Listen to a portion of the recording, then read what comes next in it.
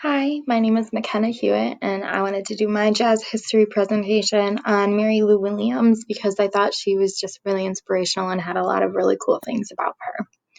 I want to touch on her life because I think it obviously defined her in her career. So then I'm going to talk about her career and her music and those standout points that I think just made her extra special and was the reason that I picked her. So Mary Lou Williams started her musical life really early on at 3 years old when she taught herself how to play piano. Many sources cite her saying that she played music at 7 years old, um, as much about necessity as it was about enjoyment, because she wanted to protect her family from her white neighbors who were throwing bricks at their house, and the only way they would stop is if the little musical girl came to play music for them. She was inspired at 15 and started her jazz career and followed after the footsteps of Lovey Austin. She married a jazz saxophone player named John Williams, and she took a life-changing European trip, which I will touch on at the last little bit of the presentation. So she played with just about everyone. She started a song with an artist called Drag Them, and that song was called Nightlife, and that's the song that really made her famous. And she kind of got a lot of gigs out of that and was allowed to arrange and play with artists that we've talked about in class, like Benny Goodman, Tommy Dorsey, Earl Hines, Harold Baker, Art Blakely, Dizzy Gillespie, and Thelonious Monk. So I thought that was really cool that she had connections to people that we've talked about in class.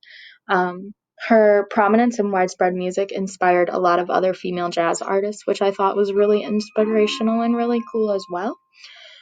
She originally played with Duke Ellington's band in the early 20s. She then followed her husband to Memphis and arranged music and composed songs for him and his band in the late 20s.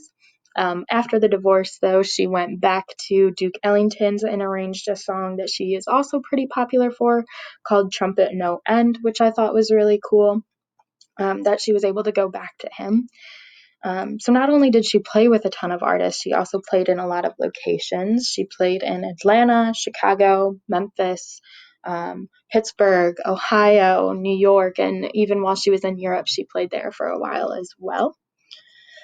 As far as her music goes, she was a well-versed musician, although she was most well-known for jazz. Artists like Duke Ellington were quoted as saying that she was one of the most contemporary jazz artists and always had a little oomph up and a little step ahead of everybody else and knowing what was going to be the next big style. So I thought that was really cool that she had that little edge about her, that she knew what was going to be next. She also later played in some gospel music and other religious music and hymns and that kind of thing. So she has a little bit of a step in all sorts of types of music. And then these were the things that I really just couldn't figure out where to put them in this presentation, but I wanted to point out because I thought that they were so cool, was that when she came back from Europe, she turned to Catholicism and opened a halfway house and rehabilitation center in her apartment for jazz artists who were having problems with addiction. She also founded a record label called Mary Records, and she also helped form and fund the first Pittsburgh Jazz Festival, which I thought was also really cool. Obviously, if you have any questions, feel free to reach out. My email is attached.